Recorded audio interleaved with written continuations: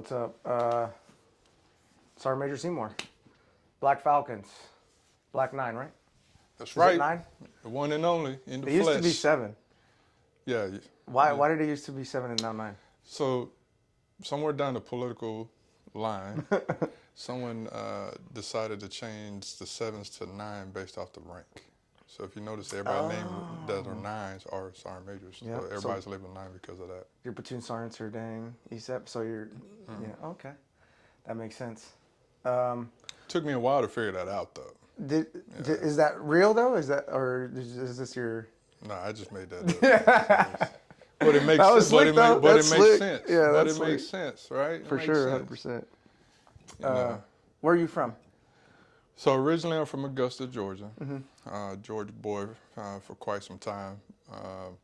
Decided to, I enlisted and all that stuff, graduated from high school from Georgia, Augusta, Georgia, and enlisted in 1997 and been grinding ever since.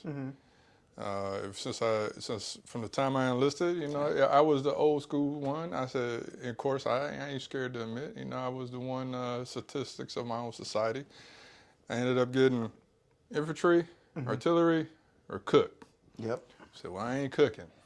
Absolutely not. And I said, I'd rather just go with the king of battle and just go ahead and handle business. So it was your choice 100% off the bat? 100% off the bat. Hell yeah.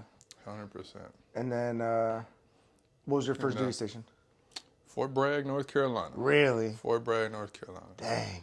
And as I was born into this army, I came here to the 319th, non-airborne. Really? I was assigned to first to the 319th, non-airborne. I heard that was the case for a lot of people too. Yeah. At a certain point in time, we started taking non-airborne folks back in the 90s. With the guarantee that they would go to airborne school, and believe me, the purpose and the rite of passage was pretty painful. Yeah, I heard it was different. Pretty painful. So I paid my due diligence back then, and ever since then, I loved the one they're with, and I've been grinding with the 319 since 1997. Dang.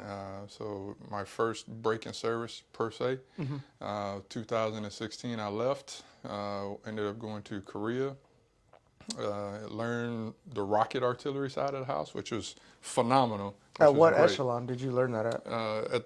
So I was still at the battalion level, and as I went there, one of the things that we'll hit on too today is talk about how relationships are very important. And I take relationships very important because in order to accomplish anything at any echelon, relationships are important because the decisions that we make don't affect us. It affects the men and women that are in the trenches getting after what we need them to get after at the end of the day.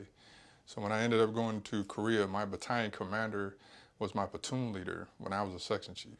Oh, okay. So when I reached out to him and I told him I was coming, he said, hey, do you want to be a first sergeant again? I said, sure, no problem. As long as I wasn't an HHB, because I wanted to be on the line to learn that system, a weapons platform.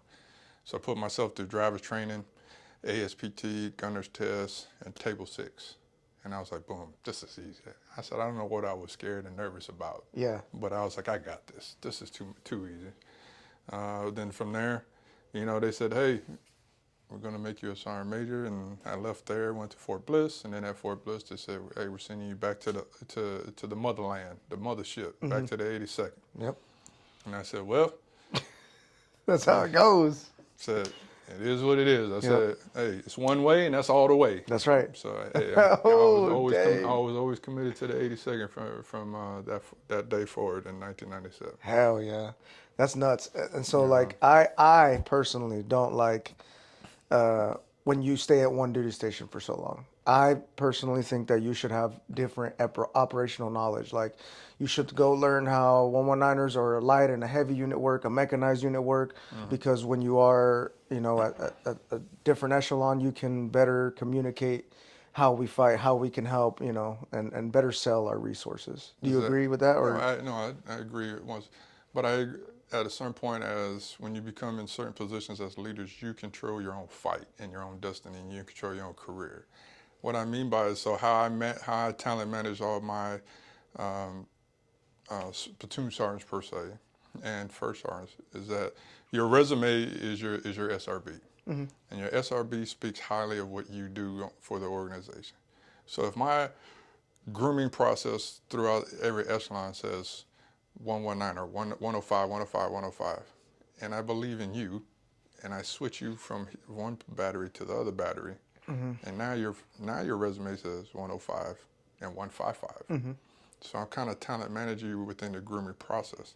Now, not everybody's capable, not everybody's should be, but if you have those ones that you know and identify early enough that it's going to be the wave of the future for the field artillery, that's the ones that we have to manage their careers and make those hard decisions for the greater good of the bigger picture of the field artillery. How do you spot it? How do you spot the potential there? Well, you Because know, you're talking sergeant, staff sergeant level. yeah, Okay. yeah, and so it's those one you'll know. It's just that it's that one special thing you'll know. It's hard to describe because you have to tailor your leadership style to each and every person Mm-hmm. because each and every person is different and their dynamics are different. But how you communicate with them in order to get the end state of what you need them to get done speaks highly of what they go through on a daily basis. Mm-hmm. And I look at it kind of like a like Bitcoin. So the amount of time and effort you put into something or someone, the return on investment is 10 times folded over. Yeah. And they'll go with you no matter where you're at and how you want to be, and they'll follow you no matter what. And for them to be able to move out, like example is I've like to think that I've had my fair share in the cookie jar of a lot of these field artillery, airborne field artillery smokes that are on the streets right now. Yeah. One of which, I've had Smoke Hall, Smoke Rojic, Blankenship, some of these guys that when they were privates, it was hard to identify. Mm-hmm. But they just kept going after it, and they identified themselves as the most reliable and go-to dependable ones for the organization at every given time. Whatever challenges that we gave to them, they didn't complain. They just knocked it out and got it done. Mm-hmm. And that just speaks highly of them. Now, when they went back to the barracks, they probably complained. I remember what life was like in the barracks. Of course, I went back behind closed doors and complained just as much as the next guys. But they never did it in front of their soldiers, so that speaks highly of the character of those guys. Yeah, 100%. I think I think those guys that you just named off too are like in my mind. I was like, that guy's a hitter, that guy's a hitter, that guy's a hitter. These guys are like all stars. Like, and I think the same thing with First Sergeant Smith had told me one time. He was like, you're a project for me, and I was like, what do you mean by that? And at first, I kind of took it the wrong way. I asked for an explanation for that reason, and he was like, you're not molded yet. You need to be molded. Once the project is done, you will, you'll fly away basically. Yeah. And I see the people that he takes interest in, and I'm like, yeah, we're similar. We like each other. We work the same. The work ethic is there. You're right. You can't describe it. It's just, I don't know what you see as like a talent management thing. You put aces in their places where they need to go. Yep, exactly. Yeah, that's nuts. But you said something Yeah. earlier. You said you went through ASPT, Table Sixes when you were, what position were you in at the time? You said you worked at battalion. Were you, In Korea? uh-huh. So Korea, when I got there, I was a master sergeant. Okay. So, so you were you were going in the first sergeant on the line. I had just took the diamond off when I left first at 319th. So I was Bravo Battery 1st 319th first sergeant for about 24 months. Then took the diamond off, went to Korea.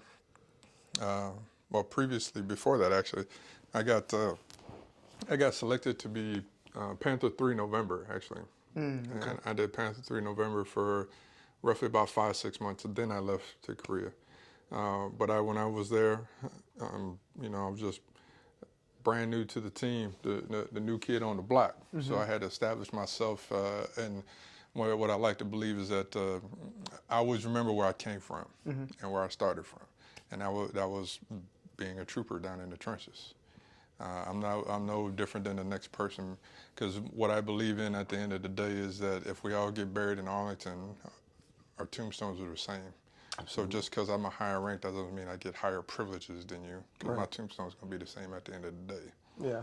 So in order for me to learn this weapon platform and provide tactical guidance to my commander at the time, which I didn't know, I needed to get to the shared understanding. I needed to get in the trenches and figure this out. Yeah. So that's why I was very humbled and put my pride aside and got in there and learned. Yeah. No, and the reason I asked is because a lot of leaders at that level would not do that or do not do that. I've maybe seen one first sergeant who's done it, who's actually gone through the ASPTs and everything. Not as like a gotcha moment, but like, hey, it's in the .8, man. Your commander goes through it, you go through it, everybody goes through it from the commander on down. And I think people forget. And I understand that people are busy, the responsibilities are different. And I know people either don't know or are too busy or whatever the case is, but that, to a soldier, to see his first sergeant out there, I can imagine what that would have felt like. Like, oh man, like he's not a rocket guy. He's coming from the field artillery, and he's doing ASPT with us. I mean, that probably was the first step of like the trust building process when you went over there. Without a doubt. Is it a very different culture over there, or are troopers? No, it's depend on how you define whatever team you got. You got to figure out. You have to figure out the nuts and bolts and the strengths and weaknesses of each one. But it takes you have to learn quickly over there. And the reason I say you have to learn quickly because your age demographic is different than what you have over here.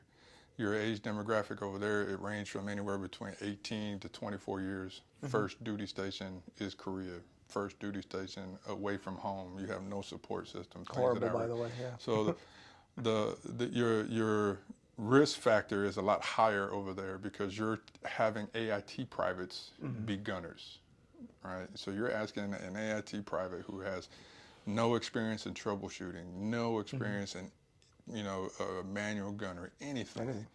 Anything. That one time you make one mistake, that rocket goes down to into the air. I can't get it back, and then you probably may or may not have an international incident at that time. Right. So it's like I live by the theme of leadership should not be an inconvenience. It should not be an inconvenience. If you tend to make excuses, like you just said, like you only saw one first sergeant did this, and different people have different responsibilities and things of that nature. To me, those are excuses because when you turn an excuse, that means your leadership is an inconvenience. Yep. People call it battlefield circulation. You make time to battlefield circulation. So if you can make time to battlefield circulation, you can make time to go do an ASPT. Right. Go out there and show that you still got it. So you know and understand what these tasks are in order to help them shape the overall outcome of any mission that they need to get done. Yeah. What's the importance of battlefield circulation to you? Like, what does it do for you, and what does it do for the troops? So for me, for battlefield circulation is just that. I try to create. I try to bring a different flavor with my leadership styles. One is to let them know that I cut up humor. Because at the end of the day, some people would say, and I laugh and joke. I say, yeah, we all know that the Army sucks, but you're out here doing it and you're getting after it. And at the end of the day, the decisions that you're doing out here is for the betterment of saving lives at the end of the day. And how when I get out there to the trenches and that battlefield circuit, I tell them that they saved my life because over the years I've heard CSM stood for clean sweep and mop, and I've heard SGM was saying good money, right? For me, it's called can't stop meetings because every time I turn around, I got to go to a meeting. Right. So if there's a training event or things of that nature where I need to be there, that's where I'm going to be there. So it's like, meeting, check on troops and their welfare. I'm going to go check on troops and their welfare. That's a good out right there. Yeah. So then I just tell, hey, man, you saved my life, bro. Hey, if I wasn't out here, I could be up in the meeting just like, ugh. That's right. And I've watched leaders, it takes a toll at a certain echelon, which I think is the platoon sergeant level. That platoon sergeant is the last little piece of where you're more with the troops than you are with anyone else. And I've watched I've watched people at a higher echelon as a first sergeant or sergeant major. It gets to them because they're so in love with the line, they're so in love with the troops, and that's a good thing. But at the same time, they have to be at these meetings, but they yearn to be with the troops. So it's I've watched people like not like their jobs after that. You know what I mean? Yeah. And I think that if they can rationalize or justify in their mind, like, I'm going to these meetings so that my troops are better off. I don't need to be present for them to be good because of me. I don't need the credit and I don't need that stuff, but these meetings are, I mean, I would probably fucking suck at meetings because I have like absolutely zero tact. I can't talk without a dip in, and I say fuck like all the time. So I'd probably be horrible. But, you know, in hopes that one day, if I do reach that level, that I can justify it and not hate my job, basically. Right. I don't Right. want to ever hate the Army or anything like that. What's it called? Korea. Is it that bad of a duty station? I hear it all the No, time. it's just like everything in life, right? I've been through a lot of trials and tribulations in my life, but I would tell you that anything that Uncle Sam tells you to do, or any mission that you've been given, it all has its fair shares of ups and downs, right? So I went over there, like, I fought tooth and nail because I was just that same guy. I was in my comfort zone. I was the end all be all. I was the 319th paratrooper. I Yep. was holding everything up, and I didn't want to come out of that and expand and see what the other side of the Army was. During that time, actually, which was the trying time for me, was at that point, that pivotal point in 2016. We had just started the whole gender integration to combat arms, with females being in combat arms. Yeah. So our first wave were female officers, and I was like, oh, no big deal. It's all right. Then I go over to Korea and I take over my battery, and I had like 15 females in my battery, and I was like, quite naturally, being on the grind, and especially as long as I've been in the field artillery, I was like, whoa. I was like, I've never worked hand in hand with skill level 1 females before a day in my life, and I was like, man, I'm not trained for this. And so then I had to like lace my boots up and say, hey, get it together. They're troopers. They ain't no different. Yeah. Treat them as troopers. Make sure they're not sexually discriminated against. Treat it fairly, and try to best you can to minimize the sharp situations that go on in an organization. Overall, if I went there first 40 days, I was closed-minded, and then I started going out and seeing the heritage and culture of the Korean Peninsula, and I had a great time. Stayed there 15 months, and I would go back again. Really? I would go back again in a heartbeat. I just had a buddy who came back from there, and he was like, I loved it. And I was like, why do I keep hearing like about these crazy duty stations? I hear about Texas and Korea and the places you don't want to go. Polk, my brother was at Fort Polk.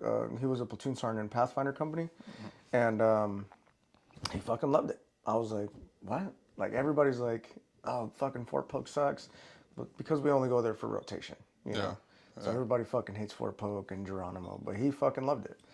And I think that's the one assignment that I'm a little jealous of that he got to go on, is because he got to be Geronimo and watch everybody pass and fail and what works and what doesn't. He got to watch all of it for however long he was there. Oh yeah. Yeah. I was like, man, you're lucky. And I think even the OCs, like, you get a different perspective of and a different respect when you're watching something, rather as to when you're fighting someone or something.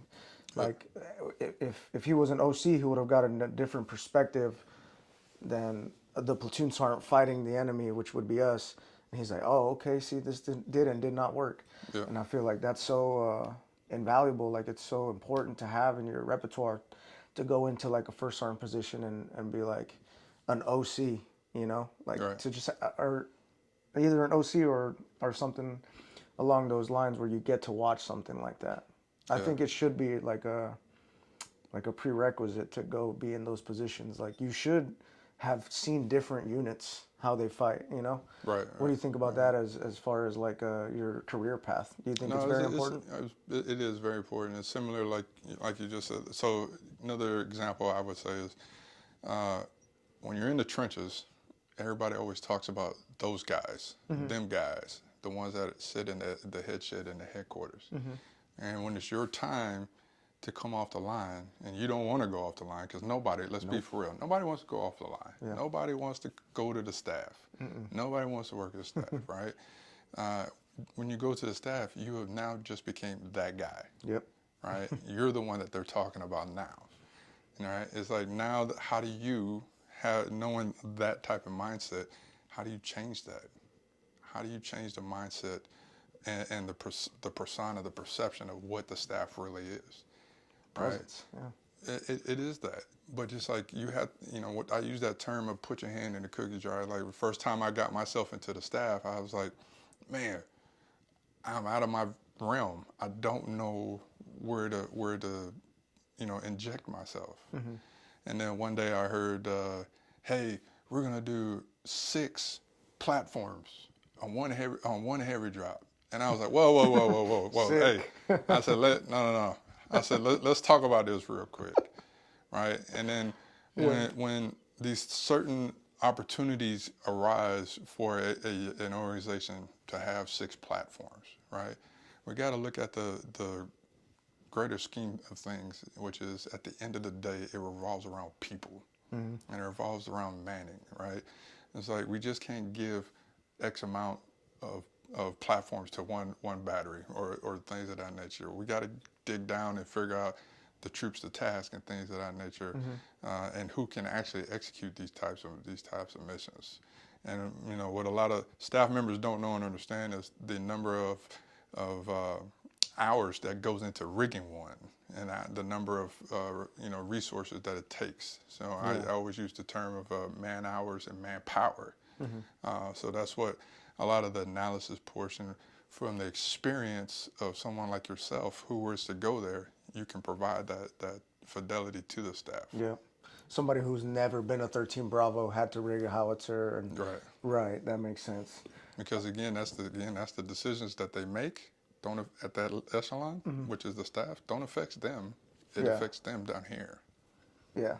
Do you think that's something that we should stay proficient at, as like being in a peacetime environment? Now that Afghanistan is done and blah blah blah. Oh yeah. Do you think? We've got we got to that as I was when I was being groomed.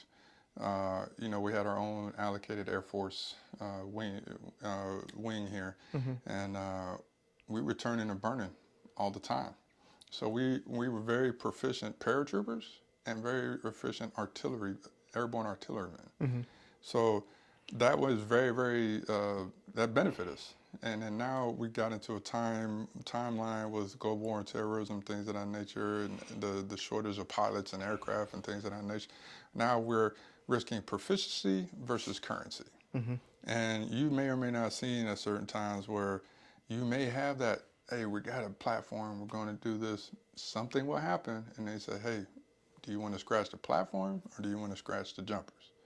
9 times out of 10, they're going to scratch the platform because they're worried about the currency of the jumper getting their jump pay. So they're always going to choose a jumper over the platform, which in turn makes us not proficient in our jobs at the end of the day.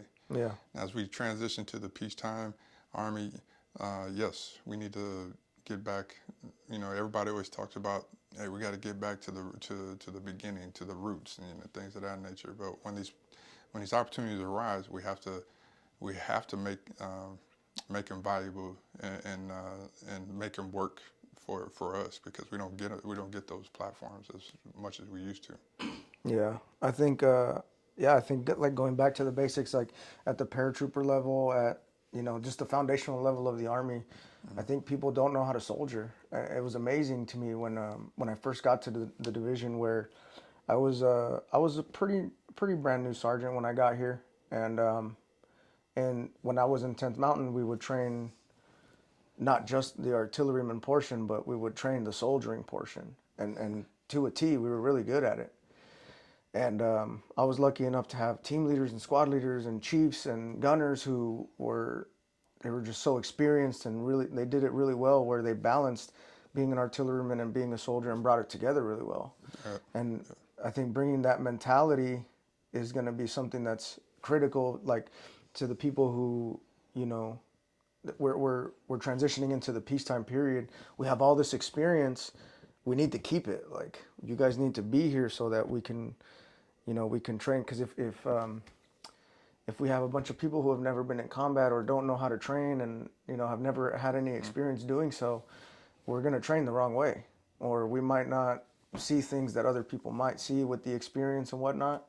So I think bringing a wartime mentality into peacetime training is super important. Being fundamentally sound is very important to right, me. right. Like when you know when I had my section, we were running battle drills. We were being proficient with their weapon systems, not just the cannon. I mean, the howitzer, it came to us because I made the time to train. You know, I did that at work. And after work is when we would get in like the battle drills and all the extracurricular stuff that we didn't train at work because either the taskings or we were doing something else. But I always felt it was important to be fundamentally sound like that. What do you think is the what do you think is the state of it right now? Do you No, think that we're good and balanced, or? nah, we're not balanced yet, and we need to get there. And a lot of the things, like you said, it's going to take the experience of our veterans to foster that type of mentality to our younger generation. Now, some of the things you got to do is you know people will always talk about, well, I don't have time to train or I don't have time to do this. Right? You can't. We have to stop telling. We have to stop fostering that type of. Hey man, just go to your room and I'll text you if I need you. That's your time management that you have at the end of the day. Yep. Right? You got to take advantage every single time. So, and you got to be creativity plays a big thing as well. So like I tell some of my leaders all the time, a lot of them, what they don't know, every single light pole on our dens has a black or a brown little plate on it. And on that plate is a 10-digit grid to that light pole. And you don't need to get the staff to resource the land nav course for you. It's right there in our dens. So you can do what I call urban land nav, and you give one guy the map, the 3x5 car, and the protractor and the compass, and just go. And then once they get to the next one, you just rotate it and give it to the next person. Yep. Right? Some type of creativity. Right? You know, I hate using old war stories and things like that. Hey, when I was in this unit, or hey, when I was a smoke, and you know. But some of these stories actually do actually work. So in this point, when I was a gunnery sergeant, every day, on a certain day on Fort Bragg, you got to do a road march, right? So who's to say you can't take your advanced party folks with you? Yeah. And then what I used to do from your guys' location, road march from there to Pike Field, like super fast. And right, and then I made them go through the whole the RSOP procedures, just like that. And you know, we just ran down there, put up the aiming circle, boom, got everybody laid and safe, made a march order, and then we went to our next location. Yeah. I had 4 different locations, but you got to be creative. It says combat focused PT. Yep. That's completely combat focused. So why can't you be creative and add that in there? Yep. I Absolutely. don't have time to train, but you got time to road march. So add the advanced party folks in there. It's hard to. I did something similar. I used to do missions when we would ruck to pikes.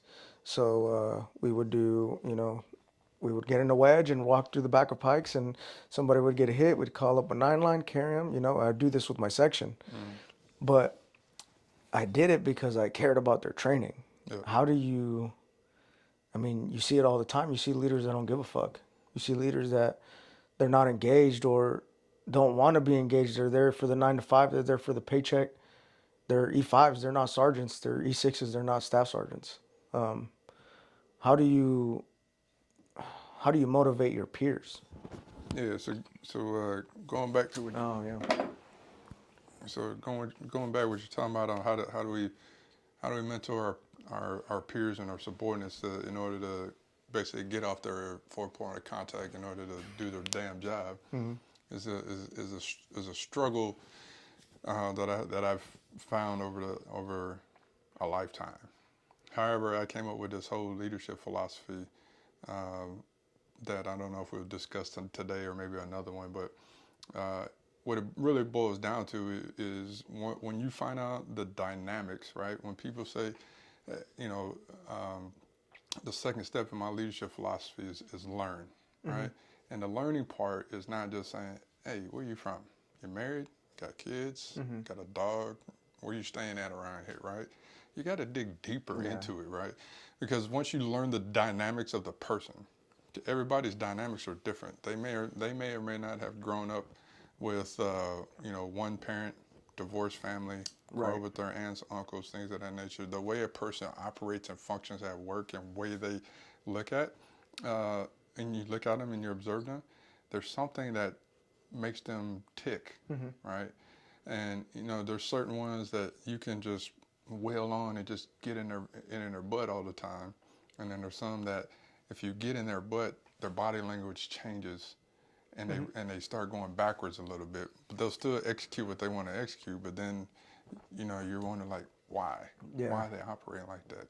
But whenever you can figure that out, that's when you tailor your leadership to them, and then that's what you figure out how to motivate them and how to speak to them in order to have them be able to see the bigger picture of what they're doing. Now, there are some folks that just can't be trained.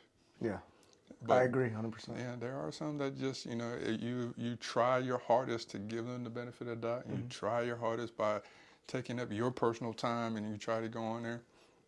But then what happens is I find that the leader, right, this is where the leadership is an inconvenience. The leader never wants to put it on paper. Yeah. The leader's like, oh, I don't want to mess over his career, and I don't want to give him a bad NCR because he's got a wife, he's got kids, blah blah blah. But hey, man, you're the at the end all be all. You're the one. It's nothing personal. No, absolutely not. So you, the leader, has to put it on paper. Yeah, and it's not even about you anymore. It's not even about the guy anymore. It's about the team. Yeah. Like if my team can't trust me to remove a bad apple, how are they going to trust me to make bigger decisions than that when they're harder than that? That's a very easy decision to make, is to remove somebody who does not do well with this team, put them in another team and give them the due diligence to try and succeed somewhere else. And then if you fuck that up, all right, buddy, like there's something wrong with you now, you know? And you can't make everybody happy, and you can't please everybody. So one of the biggest things that I would tell you that we've all throughout the process is that we're blind, and we got our blinders up on certain things. And what I say is when you're private, your life sucks. When you become the NCO or you're the gunner or whatever, you personally, your first stepping stone is like, I'm the fastest gunner, right? Absolutely. I'm the fastest one. When you're the chief, you're saying, I got the best damn section, right? And I got the fast section, Top Gun, whatever, I'm that guy. When you're the smoke, you're like, I got the best damn platoon, right?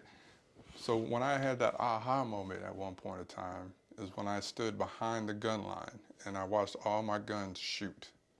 Somebody will shoot faster than the other one. And then that's when I started like, man, why, what the hell is the problem? So then I started remembering, you know, the grooming process again, you always wanted to know, why the hell is Smoke always taking my gunner and moving him to this section? Why is he taking, you know, I'm like, what the hell, right? So it's one of those talent management moments where you stand back and you're like, oh, okay, I get it now. Yeah. So if I move this guy over here and this one over here, and then you watch them shoot, they all shoot at the same time. And then when I became a first sergeant, same deal. Yeah. Stood behind the gun line, saw all the guns, and they all shoot. The platoons, you were like, some platoons a little faster than the other ones.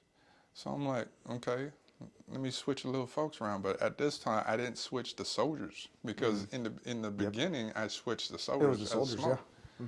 So at that point, I said, no, you know, going this way, the soldiers were going to stay put, and I changed the chiefs. Now, of course, again, that's where you go. You can't please everybody. Yeah, Smoke's like, nah, come on, Top. Nah, one more man here, right? Yeah. But they got to remember, it's about the team. Yep. I'm looking at the holistic picture of the team. Yeah, absolutely. So it's nothing personal. I'm the one that's got to manage the whole team. Yeah. So if I move the chiefs around and I can get these guys more exposure to a different style of leadership from this other one, it makes the whole team better. Yeah, the way you just explained that, it kind of just cut my argument in half, because the argument I always had for that was, Smoke, make him fucking train his own guys. Yep. You know, Yep. make him, I got to train his guys too. And then he's like, it's not like that. Like, I'm just Mm-hmm. moving him because he needs help. I'm like, no, he needs to train. And that was always my fight. Like, stop taking my people and, you know, make him fucking train. If I can get in the books on my free time, if I can go to Pikes and sneak off and, you know, train for my section, he can Right. do the same thing. Yep. And what you just said is I kind of cut it in half, because now my soldiers are only responsive to my leadership style, or that's all they know. And especially, it's very integral when you first join the Army, who your first leader is and how you interact with them. And I had a lot of guys who I feel that I had a strong leadership style as a chief, and anything less than that, they're like, they might even be bad soldiers now, because now they won't listen to anything less than that. You know, they need a hard charger. They need the guy to respond to that. And until I had to pull some of them aside and be like, look, it's not, the dynamic of this team is completely different than what was with us. And I think exposing people to different leadership styles is very important too. They learn what to do, what not to do, what works and what doesn't. And it's all part of the process of who can I train to take my job. Yep. Exactly. I think the other part is, as we transition to the peacetime army, as you said, is that sergeants don't know how to train. Sergeants don't know how to train. You know, our promotion system is, you know, is accelerated per se. You go to BLC, boom, you're a corporal. Yeah. You know, does a corporal really know how to train? You know, so you know, it's again, I feel like at some point in time we eat our own kind. Yeah. As non-commissioned officers, you know, we eat our own kind. Every time you go to a PME, you may not like how the PME was designed for you, and then they do an AAR comment, and then you say something that's either going to make it better in your eyes, but at the same time, the next person coming is not going to like what you did. You know, Right. so it's a revolving. It's revolving that we're eating our own kind at the end of the day. Versus, yeah, PME wants our buy-in on certain things, but when it deals with like core competencies, we should leave it the same. But the AIT, when we incorporate the MOS portion on certain PME levels, then yes, that's a value added that we need to add in. Yeah. I was gonna ask. I forgot what the fuck I was gonna ask. King, what was I gonna ask? No, it was fuck. Yeah. So moving on, like I said, the platoon sergeant level is the last level, in my opinion, that is more soldier than it is anything else. Would you agree? Yeah, yeah. When you do get past that point of being a smoke or a platoon sergeant, what is so different about it? Why do you? Is it the meetings? Is it just the time allocated for your soldiers, or what is it that makes you more detached from the line? So it's similar. I'll flip it in a different perspective, right? So people always ask me, why do you have two MTO positions at the platoon in the platoon, the gunnery sergeant and the platoon sergeant? Well, what makes the gunnery sergeant different from the platoon sergeant, right? I always tell people, right, who are not artillery savvy per se, I always say, well, the gunnery sergeant is more like the assistant platoon sergeant, because the next one to take the position is normally the gunnery sergeant. So it's like, how are we grooming the gunny to be the smoke? So in my eyes, the same way, it's like the future of the next position, which is the first sergeant. It's like, how am I grooming the smoke to be that person, right? So it's 9 times out of 10, it's like, hey, for me at my level now, what I've done and changed is the fact that I tell them, if a first sergeant goes on leave, who's in charge? It's smoke, right? When I knew I was ready, you know, hey, you're gonna be the smoke. I was like, yeah, I'm ready. And then when you jump in there, you're like, you know, you have that type A personality. You don't want to let yourself down. Yeah. You don't want to fail. Yep. So when you're a smoke, you're like, yeah, I'm ready to be a first sergeant. And then when you get the opportunity, such as uh, First Sergeant Dela Cruz, right? I told him honestly to his face, I said, man, you're ready. However, the only thing that you suck at is paperwork. And that's Like when they say technically and tactically proficient, like you got most of that stuff down. You just don't have this other side down. That's really, really going to tear you up. yeah. But again, it's like, how do you train that? How do you fix that population? So a lot of the um, forcing functions per se that I try to fix as a first sergeant was like, example, hey, I'm the EO representative. I give you a class, sign in here, boom, boom, boom. The EO guy always turns it into the training room. Hey man, type this memo up for me. Yeah. But I tell him, no, You type that do shit it. up. Yeah. This is your stuff. He's not going to do your homework for you. Yeah. You do it. That's creating you the forcing functions of learning how to write a memorandum for record, right? So you got to create those types of forcing functions. Like for me down in Black Falcons, I make them all do their own DTMS, right? Because training and welfare is you. Yeah. So you have to learn at a certain level, down at that level, that stats are important because stats feed into every echelon higher above. So I make them do that type stuff. At a certain point in time, I built confidence within my section chiefs when I was a smoke, and I had all the chiefs go into Tulsa and do their own stuff with Gunny checking behind Overwatch, them, right? So why not? You got to build the confidence. But if first sergeant goes on leave, Smoke's in charge. If Smoke doesn't know how to do the job, he thinks he's ready for the job, but this is like his trial period. Yeah. And then he goes in there and he falls on his face, which is quite natural because what I developed was the word fail. First attempt in learning. First attempt in learning means fail. No matter what you do, right, you're going to learn from that mistakes, and you're not going to make the same mistakes twice. But you got to be able to prevent those mistakes at the echelon that you're at for your lower subordinates. Yeah. So I make them all do med pros themselves and all that. Like I physically went there and said to the meadow, I was like, hey, why can't my platoon sergeants pull their own med pros? I was like, hey, they're going to be in charge when first sergeant's gone. Because first sergeant's phone is always going to get blown up for something. Yeah. He's like, he might well just come to work at that point. So, that's how I created the force functions to train the smokes to be the next, so they can be prepped and ready for the next one. Yeah.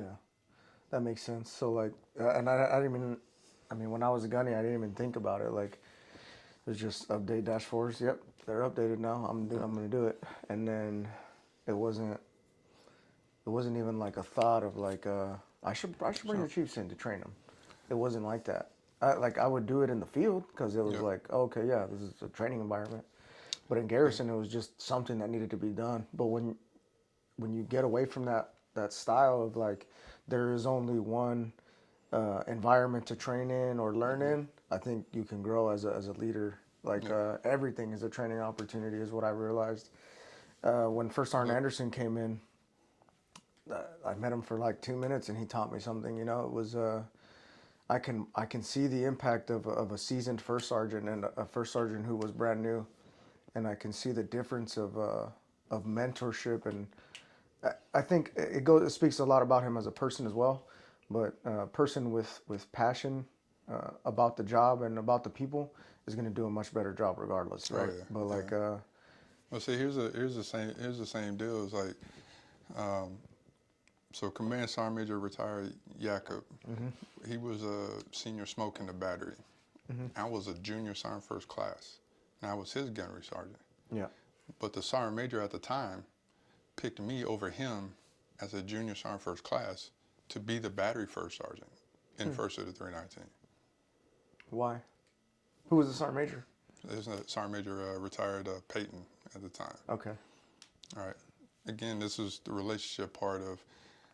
He was my first sergeant at the time when I was coming through the ranks. So he saw me getting after it, right? And he had a lot of confidence in me. So Sergeant Major Jacob had just came from, at the time, the Warrior Leaders Course.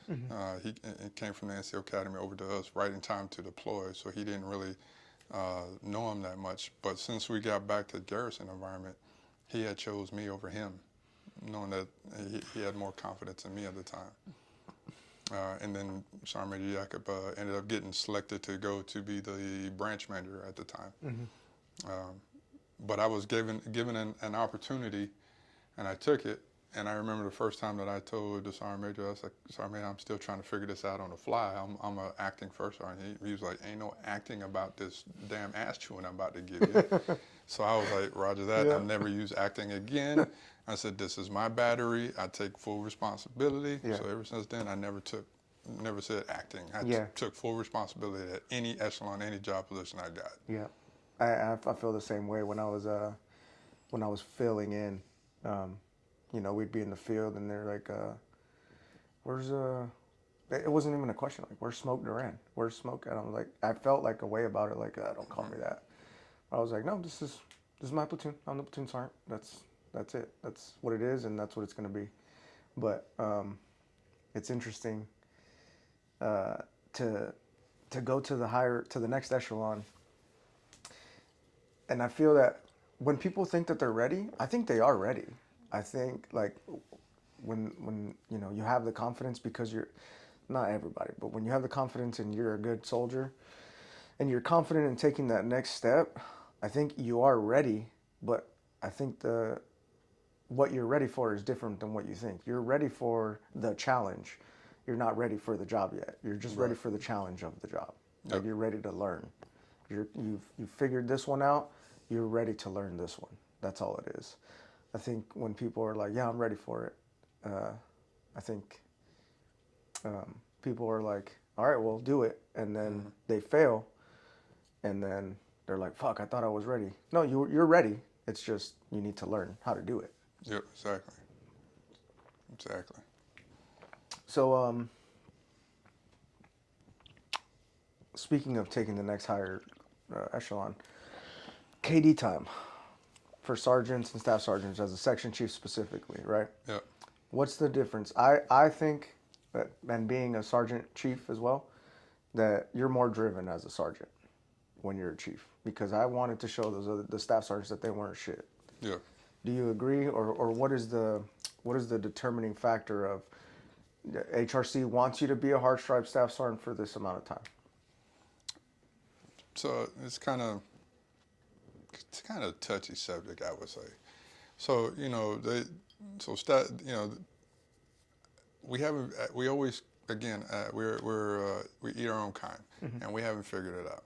Even at the sergeant major level, it changes all the time. And I say that to say this is that now they expect a staff sergeant to have 4 years time and grade in order to be eligible for sergeant first class. But the manual says 24 months KD time. Yep. To me, that doesn't match. Nope. Right? That does not match at all.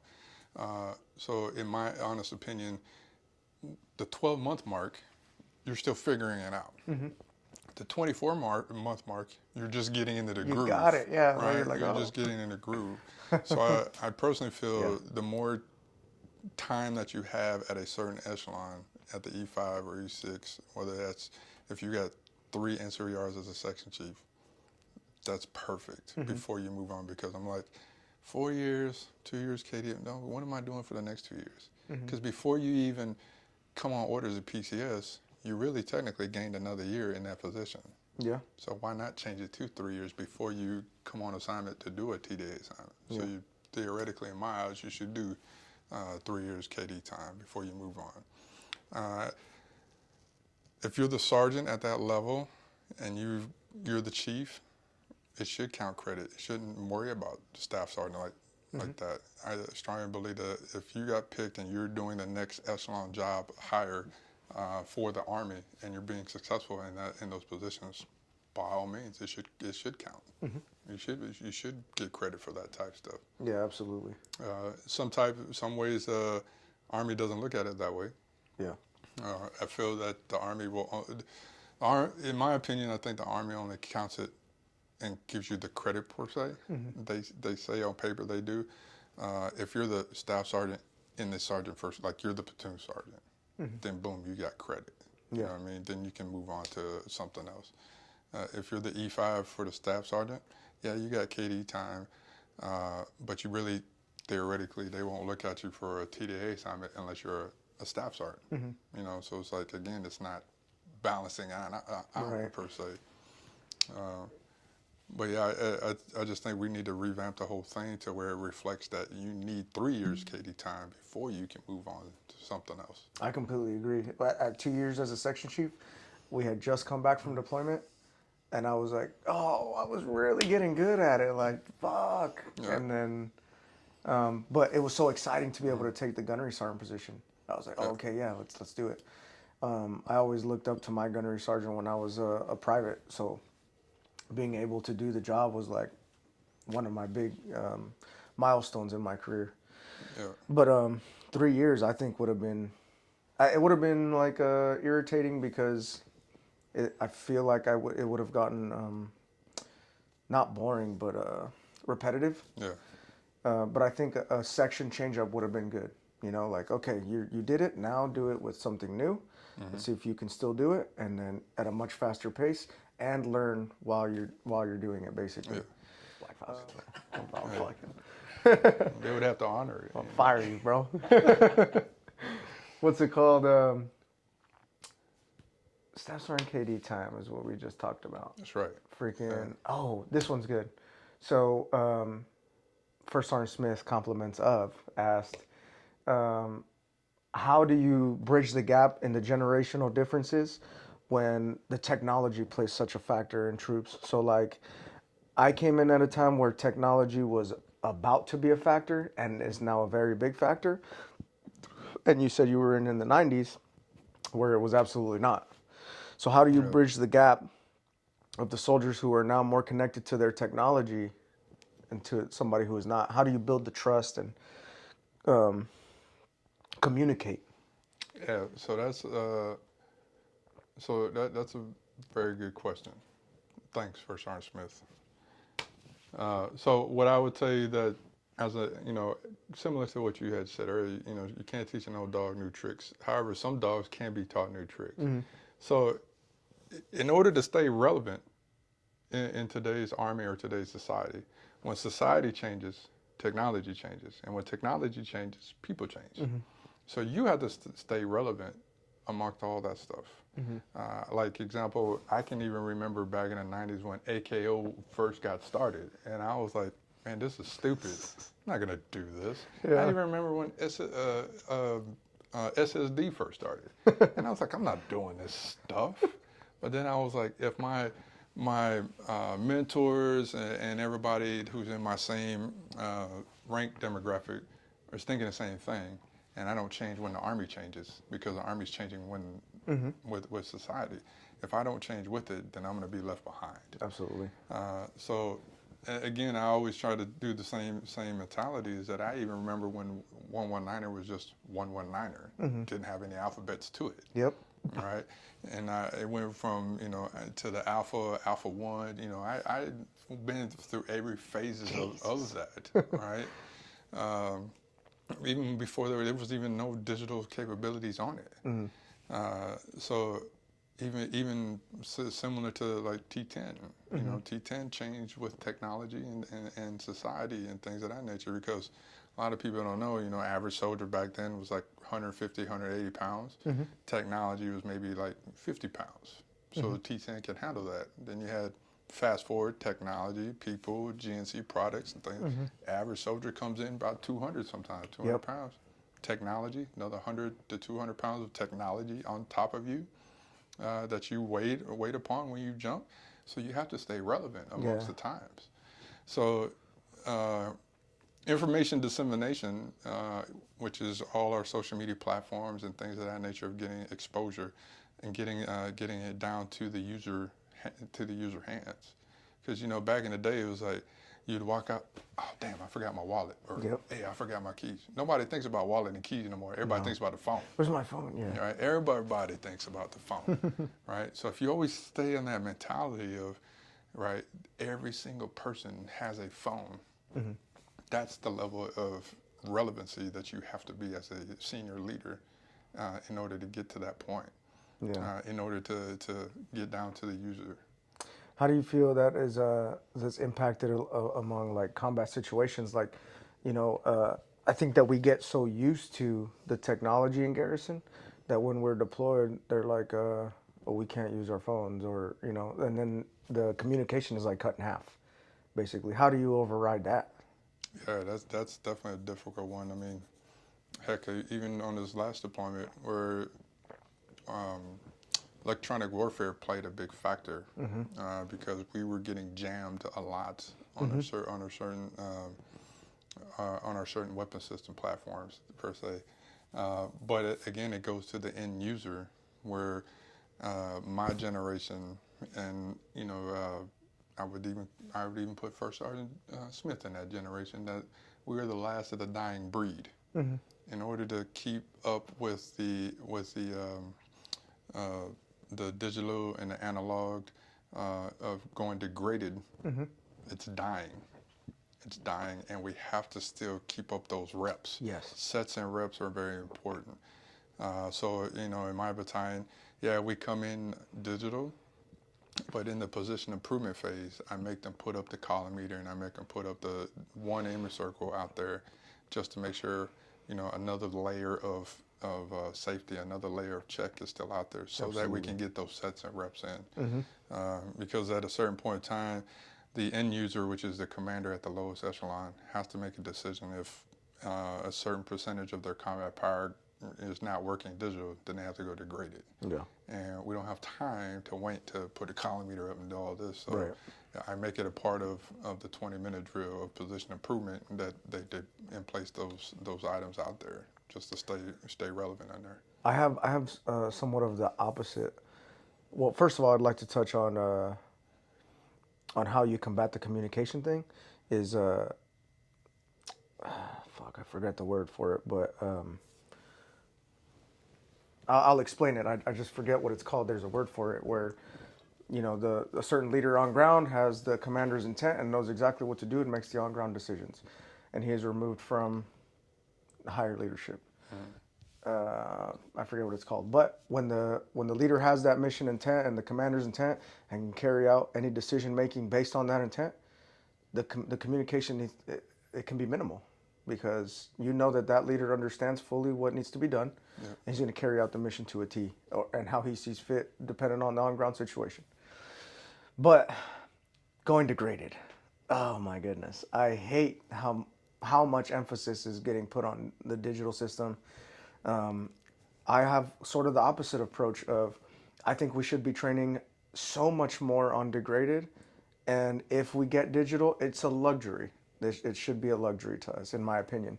If we go to an area in combat where we're given the luxury of having digital capabilities, sure, we can use it. It's so much easier to use. But if we don't, I'd rather be much more proficient at running degraded operations than digital operations.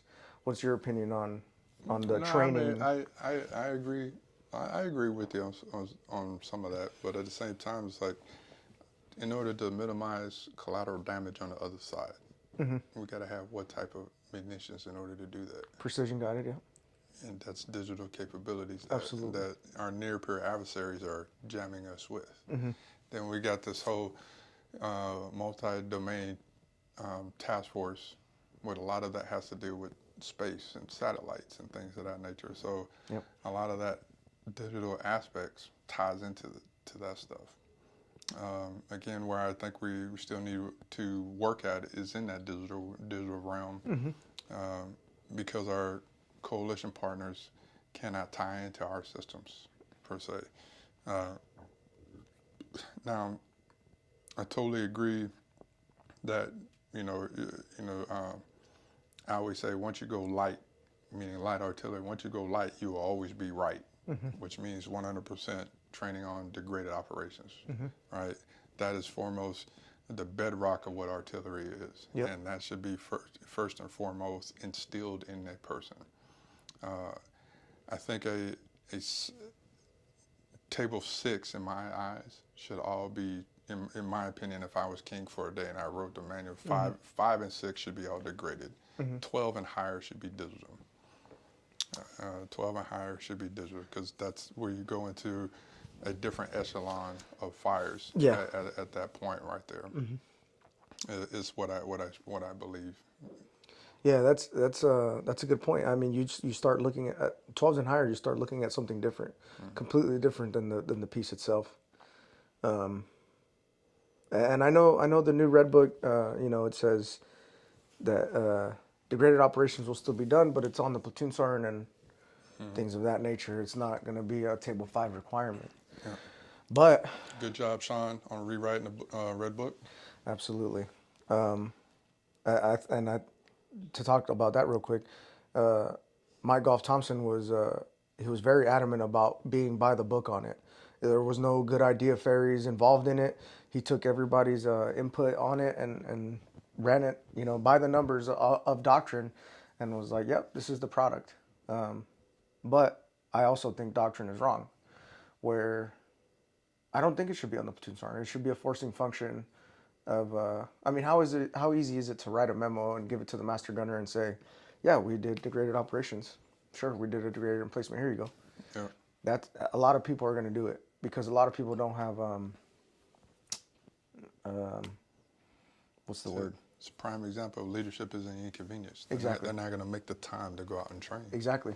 Yeah. They're not going to do it because they're not disciplined enough, or they're too busy, or whatever the excuse is. And see, at the same time, I can play devil's advocate here and say that we can run nothing but degraded operations, and that would be great. But then we'd be falling behind with the technology. Yeah. So when you say that the sergeant major level, you haven't even figured it out at the sergeant major's academy, it makes sense because times are always changing, and when times are always changing, how do you keep up? How do you stay one step ahead of the enemy, of your troopers, and everything that we have to juggle as leaders in general? It's just I tell my wife all the time, the best thing I've ever been called has been sergeant, or chief, or gunny, because to me it's something that I chose to be really good at. All right. And that's one of the titles that I hold most dearly, second only to father. But what's it called? It's not everybody cares that much. Not everybody has that much passion. Yeah, the degraded and digital thing is going to be a constant battle, I think, through it, moving forward as well. Yeah. What do you think about? Go ahead. No, I was going to say just the end state where a lot of people just got to know and understand. It's all about minimizing collateral damage. That's why digital is very, very harped on a lot. Yeah. How do we minimize collateral damage? Yeah, bottom line up front. Yeah. We're all, again, that goes into I'm the fastest gunner, I'm the fastest chief, I got the fastest platoon. It's okay to be fast, but it's the accurate part. Yeah. How do we become accurate? Yeah, and that's the selling point too. That's a very large selling point when you. Because I think people forget when they're downrange and when they're away from their leadership. You as a section chief, like I did, and you have to sell your piece to the maneuver element. Hey, this is what I can do for you. This is what I have. This is the precision guided munitions if you want them. I can get them here. This is what I can get here. This is what I can't do for you here. Being able to explain your capabilities to the maneuver element is going to help incorporate fires into their maneuvers, which in turn is going to build relationships for future artillerymen. That when I got to a certain area in Afghanistan, this last deployment, the bond was not as great as it could have been. And when we got there, it was built into something that we were beating, A-10s out there, and we were doing coordinated strikes with A-10s, and relationships matter, is what you were saying, and it definitely it holds weight. When we got back, I used the relationships that I built overseas to help train our people here. I mean, I reached out to the infantry battalions, to the engineers, and everybody to help cross train, and to help enable the enablers. Yeah. That's very important. Yeah, because you got to remember as you move up in echelons, right? Capabilities and combat power is how you have to brief higher echelons. Yep. In order for them to make a decision on minimizing risk, right? Without dipping in too much of the technical side of the house, it's like, what does an Excalibur provide to a maneuver commander? How much minimal error does that munition have. Yeah. Right. Because his name's gonna go on it. Yeah. Right. At the end of the day. So at my echelon, and again, staying relevant is the same deal of capabilities and combat power. I briefed not too long ago. I said, hey, one LMTV can carry 32 rounds. 32 rounds times 6 is 92 rounds. I took 92 rounds and I applied what my current combat power is at the time, and I said that's only sustained rate of fire. I can't give you max rate of fire. Yeah. So if I took that math and I applied that to my prime movers and my 777s with 92 rounds, I told the commander, I said, I can only give you 2 hours of fighting. Yeah. That's it. So when you have like, oh crap, 2 hours, like what the hell? Yeah. So that's a type of fidelity, and that's how you stay relevant with technology, and this is how you stay relevant with certain munitions and things of that nature. Man, that's insane when you put it that way.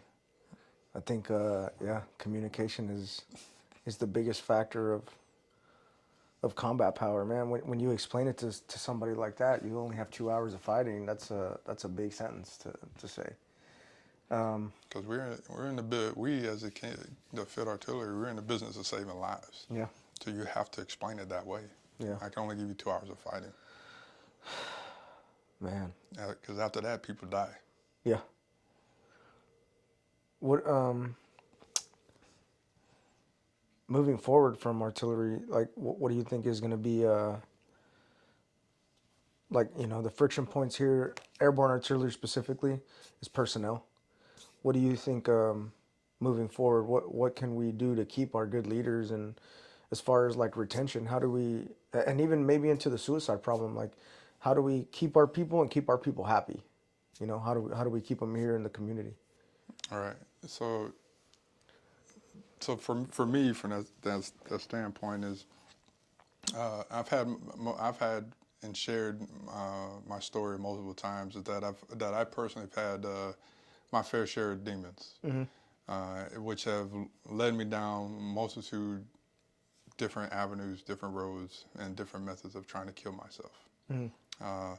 One of which I've shared numerous times with soldiers, because in my uniform pocket, I still keep my Article 15 that I keep in my pocket, and I keep my general letter of reprimand that I keep in my pocket.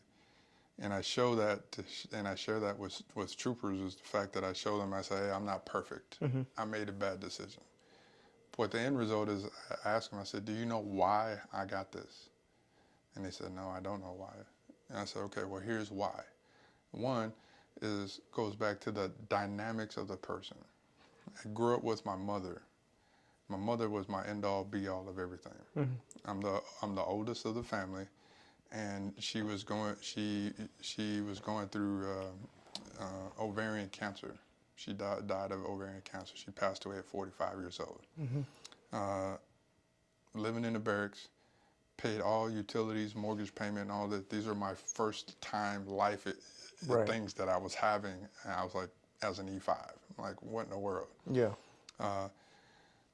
As human beings, you being a soldier, a paratrooper, the oldest, you don't realize that your family gives you all of the problems and situations that transpire. And you're hearing all this, and you're pounding all of these pains and sufferings on you. As soon as you give whatever advice and whatever assistance and help you need, as soon as you hang up the phone, it plays with you a lot more, because you just can't get up and go, right? And then having effective communication with your chain of command and having a relationship with your chain of command is very important, because I've always lived by the closed mouth don't get fed. I'm not a mind reader. If you don't trust me and you can't tell me what's going on, I can't help you. So needless to say, unit was going to JRTC. They wanted to take me to JRTC. They knew everything that was going on. I told them, like, straight up at that time in my life, I said, well, my TA-50 will be laid out on my bunk, easy for you to inventory. I won't be here in the morning. Yeah. Because I had to go and be with my mom before she died. Absolutely, yeah. So when I spelled it to them like that, they let me go. And when my mom died and having to go through all of this stuff and nobody reached out to me, nobody communicated with me, nobody wanted to help me through this process, I did not feel a part of a team. Right. The team I felt deserted at the time. Nobody gave two damn fucks about me at all. And then I felt that, at that point in my life, that, I wanted to kill myself because I wanted to be with my mom. And that trickled into how my work behavior was, how I was late to work and wasn't performing like at my normal out tempo and things of that nature. And we went to the field a lot back in the day. I mean, even on the weekends, we didn't need ETPs. We just went and trained. Yeah. We were very, very proficient. So being a male, being in another generation, third generation trooper, that didn't sit well with me. And I felt like the only outlet that I had at the time was, boom, I needed to kill myself. Again, going back to the dynamics of the person, what a lot of people don't know is that my grandfather and my father suffered from depression. And then putting my pride aside and getting some help at the time, I found that I suffered from depression. So I not only have my fair share of PTSD moments and depression moments, and being on medication and things of that nature, I suffer sometimes, and sometimes I have those thoughts of suicidal ideations. So my purpose in life is to be able to, where I found, as I move up in the echelon, I have to find out what is my purpose, so I don't so I don't get into the, I hate my job. I got to find out what my purpose in life is, and that is to help out any single person at the end of the day. Right. It's one of those ones where people will see a deficiency and it's like, oh, that's not my soldier. I'll just let, the first sergeant know the other battery, right? A deficiency is a deficiency at the end of the day. You just let a problem walk by. So I say that to say that anytime when it deals with suicide or things of that nature, I always tell all my troopers anywhere who have served with me, said, if you need me, call me. I'll call you. I'll call you. You call me. I'll come to your house. Whatever the case may be, I will always be there at the end of the day to help anybody go through a process. Yeah. One of which I've had a female trooper for the first time in my career said, First Sergeant, I want to have an abortion. I was like, whoa, I don't even know what the hell to do with that, right? Right. So when I helped her through the process, she's still in the Army. She's now a staff sergeant. She is in Germany. She's being a BOC instructor in Germany. And every year on her anniversary that she had that procedure done, she calls me because she goes down a rabbit hole down there. So I make time, no matter where I'm at, what I'm doing, I make time to talk to her during that time frame. And that keeps my mind busy, and it doesn't let me go through. That's your purpose at that That's time. my purpose, yeah. And it makes me combat my own demons that I only have. Yeah. So I feel that if more leaders put their, they wear their heart on their sleeve and put their guard down every once in a while, it's fine. You can lead with humility. Yeah.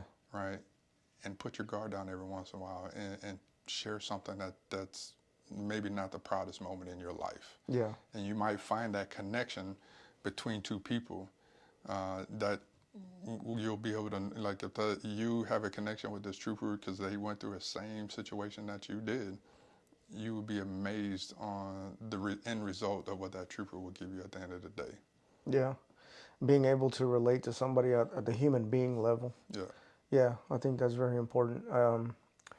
When you, especially like with a leadership style like mine, where it's it's very aggressive and violent, and we want to be the best and well trained all the time. I think it's even more important for those type of leaders to let their guard down. It was very special when I did it with my section. It was they were so used to Sergeant Duran being the fucking guy to go to for the problems, and when I had problems, I always counted on my troops. Like, if they can count on me, I can lean on them. And the way I always sold it to them was that I may be I may be the section chief, but that just means that I have a different responsibility than you. We're all equals here in this team, and there is no person better than the other.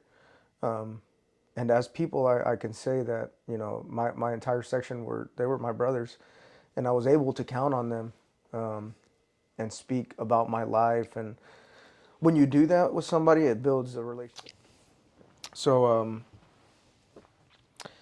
bringing bringing leadership's attention back to the suicides is definitely the most important thing, in my opinion, of having human interaction, All right. you know, and making it like, no, I'm not your leader.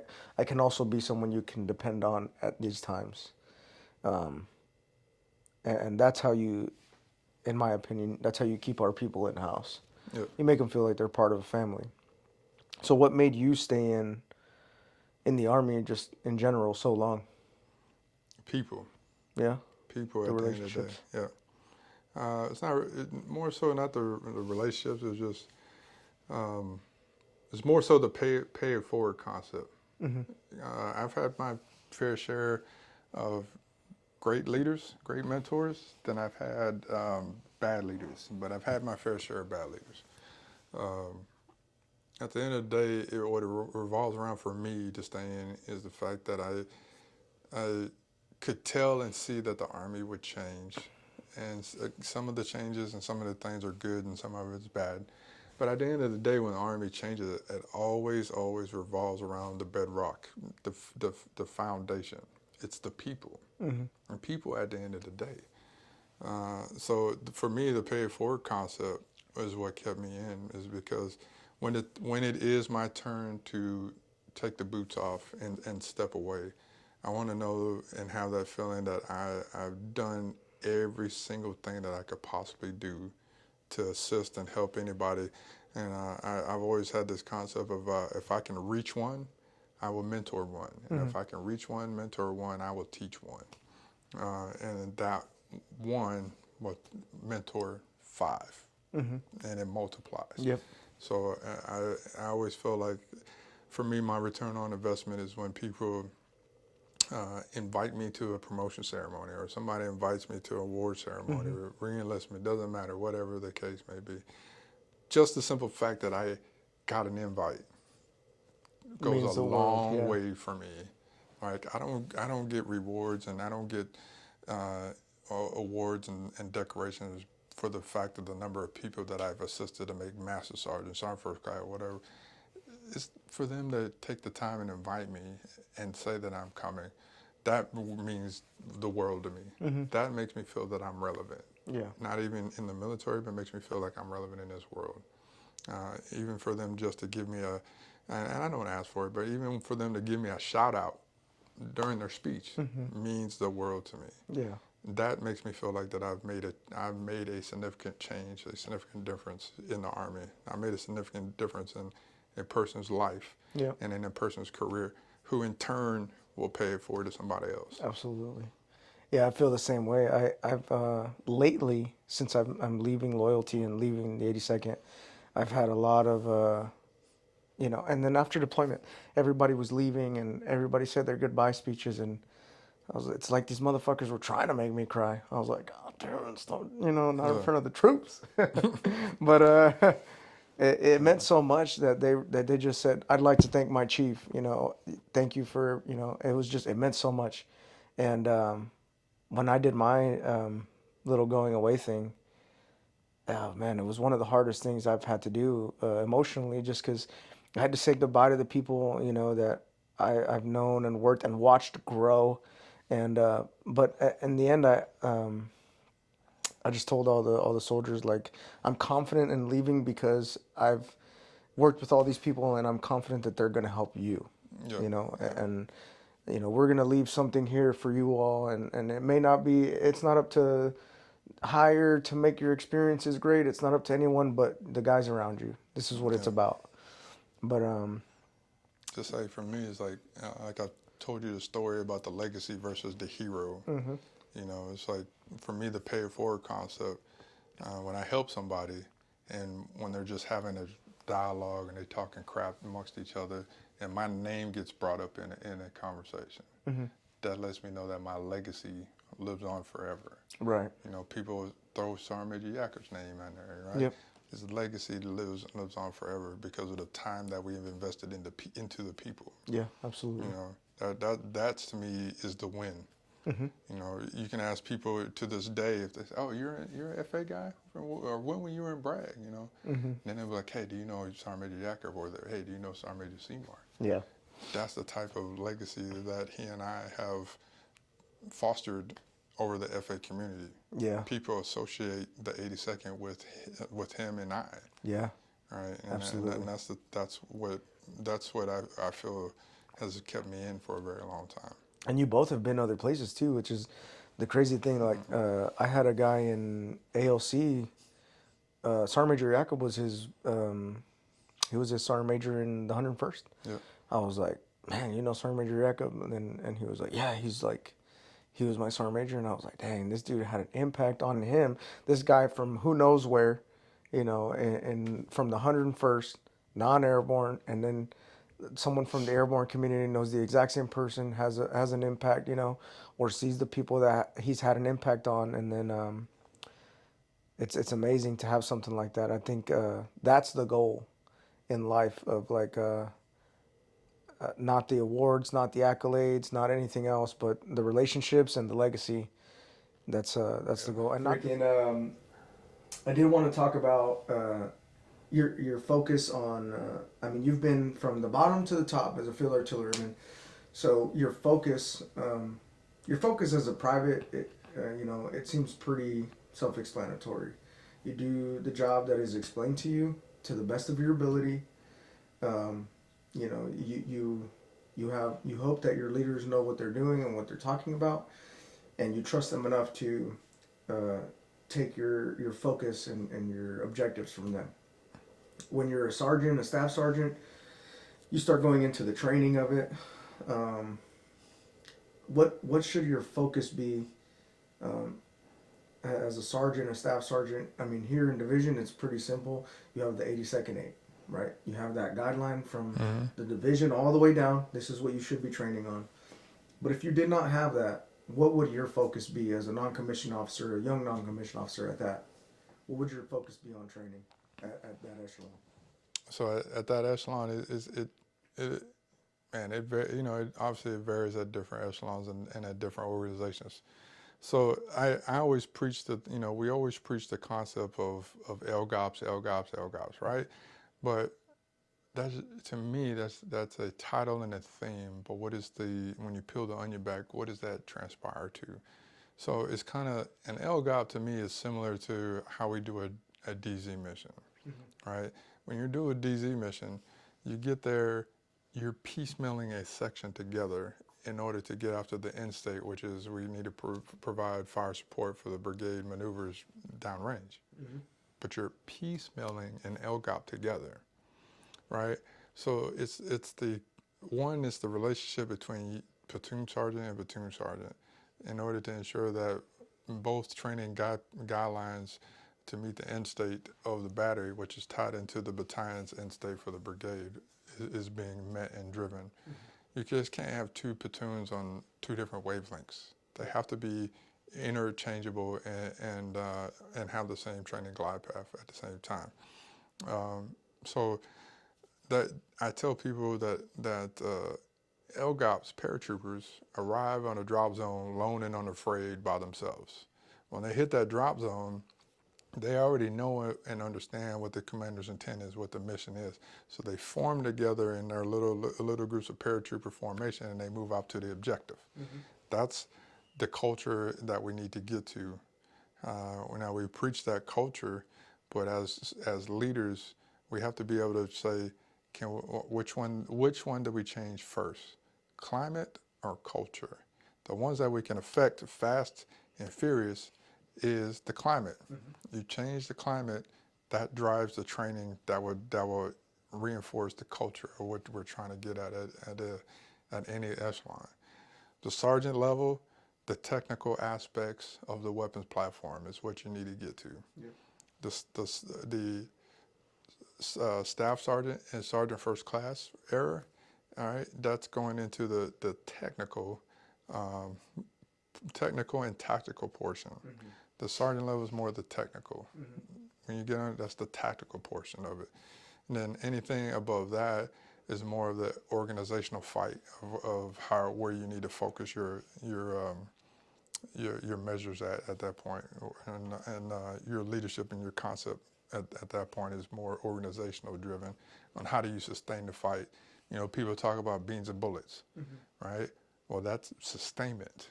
How do you sustain the fight at the end of the day, right? And that goes into capabilities and combat power. You got to know when a certain level of your ammunition for your entire battery, when do you start ordering more ammo to get it out there? So that's a whole thing, and then water and all that stuff that plays into the beans part of it. So at every echelon, you just got to know, so your control the battle, control the fight at your echelon is the theme message that I always say. So at the staff sergeant level, which is the section chief, you got to learn the weapon system. Yep. Anything up, then it's more tactical. How do you employ the equipment? Right. Yeah, no, I agree. Especially being fresh in my head, I remember the difference of being a section chief, of being the most proficient, and trying to get my crew to be the fastest, the most accurate, and timely. And it was just, that was my focus. That was my sole focus, to make my howitzer the most trusted howitzer on the battlefield. And then as a gunnery sergeant, how do I employ and where the placement is, in relevance to adjacent units, to my sustainment, to all these things, it became a factor. And then as the platoon sergeant, it's going to be more the defense. It's going to be more, yes, we need to be able to be close to our adjacent units and whatnot, but how high is the elevation on the ground? Can we fight from here? The worries are different. Right. And that, so like even going beyond that, as a first sergeant, is it just basically like a bigger platoon? It's like it's like a platoon on steroids. Again, you always got to remember you're responsible for mentoring 2 levels down, but at the same time, you the individual know that you should be able to. You want to be better and a master. If you want to be a master of your craft, you're always going to try to get something more than what you're allocated to. You want to be hungry. You want to be more. You want to be the best at your craft. So you're going to always ask the questions, ask for a chance to certain positions of greater responsibility in order to be a well-rounded person. Again, I am humbled. And I would say, as I tell my leaders now, when you grow up in certain positions, you are in your comfort zone where you only know the gun line. Dip into the fire direction side of the house. Learn a little bit in that area. You ain't got to learn all of it. Just learn the ins and outs of enough to make you deadly. Yeah. Right now, as a command sergeant major, I would tell you that one of my weaknesses right now is in the fire support realm, which I'm working on fixing those deficiencies which I lack in order to make me a very more well-rounded person. So it's kind of the same aspects of, if you think about it from a different perspective, anytime a sergeant major and a battalion commander arrive to the firing point, a first sergeant or a commander will always be the first line of defense to stop the sergeant major and the commander. But in a platoon fight, a smoke and a first sergeant, or excuse me, the smoke and the platoon leader is the first line of defense. Yep. That will stop the sergeant major and the commander. So they will always, hey, how's it going out here? You always get the same common theme message. Oh, the boys are fed, everything's going good, we're shooting good, everything's, great. I always reply with, well, how do you know? How do you really know that they're shooting good? So I say that to where I flip it and put the ball back into the user's hands, which is the platoon leader and the smoke, which is supposed to be the first sergeant and the commander on the ground. Yep. So normally what I tell commanders is, hey, you got smoke, gunny, and the PL on the ground. and you got a first sergeant. Every once in a while, commander, meaning platoon leader or the battery commander, hey, why don't you go to the hill and actually watch and physically observe each one of your pieces shooting? Mm-hmm. And if they're not hitting the target, provide technical guidance to the fisters in order to do that. Mm-hmm. Every once in a while, do it right by piece to see if your weapon systems are hitting the target or if they're off. Yeah. And then you come back down. Yeah. The platoon leader should do the same thing. You'll get the same theme message from the fister, from the fire direction. Oh, the sheath is tight. The sheath is tight. Well, if you don't know what that term of reference means and how far from the target that is, then you should probably go to the hill and actually see how far from the target they're actually hitting. Absolutely. In order to have that shared understanding to figure what that is. Yeah, First Sergeant Anderson, one of the most important things he taught me. We went to the field just the once together, and he was like, "Are you a gun smoke or are you a smoke?" I was like, "I'm the smoke," and he was like, "Then how's your FDC doing?" And I was like, "Oh fuck." And I'm so comfortable around the guns, and I know how to troubleshoot them and watch and hear every little thing that's going wrong, that I can be comfortable around the guns. But one of the most important things he said was, "You're a platoon sergeant. Your FTC is probably the most integral part of this platoon, and you're not over there." And I was like, okay. And so, going over there and being uncomfortable, and that even pushed me to going a step further and talking to the FTC chief, who's super squared away, Marchese. I was like, I want you to show me how to do charts, man. I want you to show me what you do. I want you to show me how to bump missions. I want you to show me what you show your privates. I want to know it. Mm-hmm. And not to play gotcha or not to sharpshoot them or anything, but just a better understanding of the operational picture. Yeah. I understand the maneuver element of it. I understand the call for fire element. I understand the artillery element. But there's a major part in it where there's a middleman called the FDC that I'm not super comfortable with. And a lot of platoon sergeants, across the Army, I would say are not good with their FDC. And to have that bigger operational picture embedded in their brains and in their training, I think is going to be a very important part of making any platoon better. Exactly. And I mean, any FDC that I've talked to has always felt like,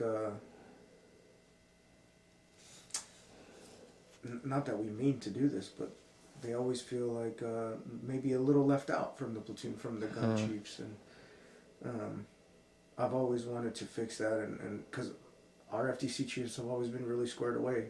We've had Murphy and Burnham and Palmer and Marchese, all these guys who are really good, and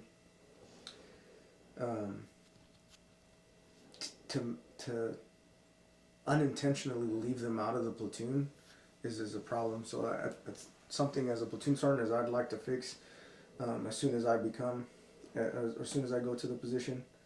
But yeah, that's one of the most important messages that I was taught, I think, and it sucks that it was in like the last little stint that I've been here, but luckily I did learn it rather than not learn it at all. Right. But yeah, Sergeant Major. Well, I'll tell you, one of the biggest things that I learned for me was the fact that, again, another short story is when you're on the gun line, you're always saying, man, I'm waiting on FTC. What's the FTC taking so doggone long? FTC always talking about I'm waiting on the guns, or FTC says I'm waiting on the fisters, right? Mm-hmm. As you move up in echelons and you get onto the staff, one of the greatest things that I found to get a better understanding of the whole entire picture was the fact that I said, all right, this exercise is called a Califax, a walk and shoot, whatever the case may be.